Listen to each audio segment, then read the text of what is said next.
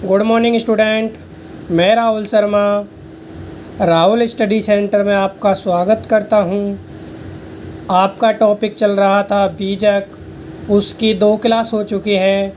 आज उसकी तीसरी क्लास है और उसमें आज मैं बताने वाला हूं बीजक बनाने के क्या उद्देश्य हैं। बीजक बनाने के निम्नलिखित उद्देश्य हैं। सबसे पहला उद्देश्य है क्रेता को सूचना। जब विक्रेता क्रेता को बीजक तैयार करके देता है तो उसको माल की सूचना प्राप्त हो जाती है।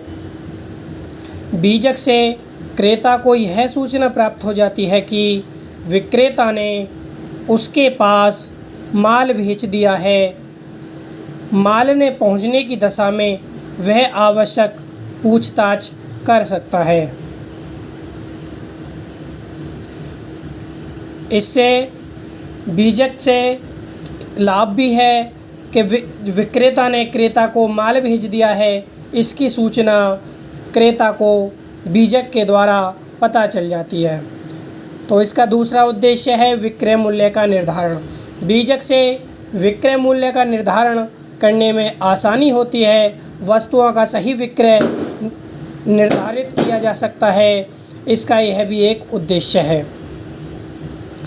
बीजक से तीसरा उद्देश्य है धनराशि का प्रबंध।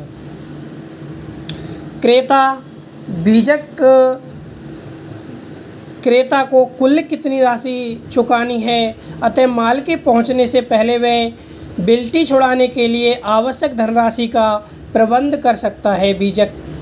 बीजक से यह ज्ञात हो जाता है कि क्रेता को कुल कितनी राशि चुकानी है, अतः उसे माल के पहुंचने से पहले यह बिल्टी छुड़ाने के लिए आवश्यक धनराशि का प्रबंध कर सकता है।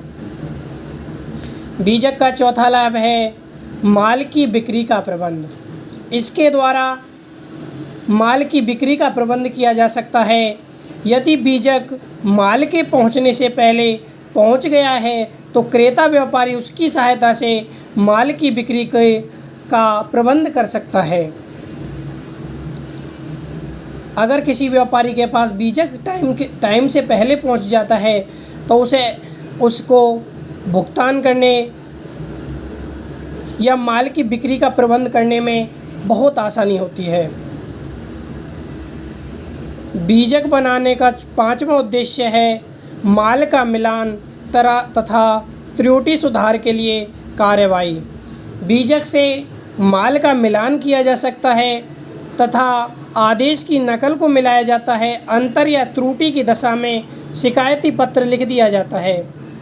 बीजक से जो माल पहुंचा है और जो बीजक पहुंचा है उससे हम त्रुटि को सही किया जा सकता है कि कोई माल कितनी क्वांटिटी में आया है या कितना माल कितनी दशा में आया है। उसको हम उस त्रुटि को सुधार बीजक से कर सकते हैं।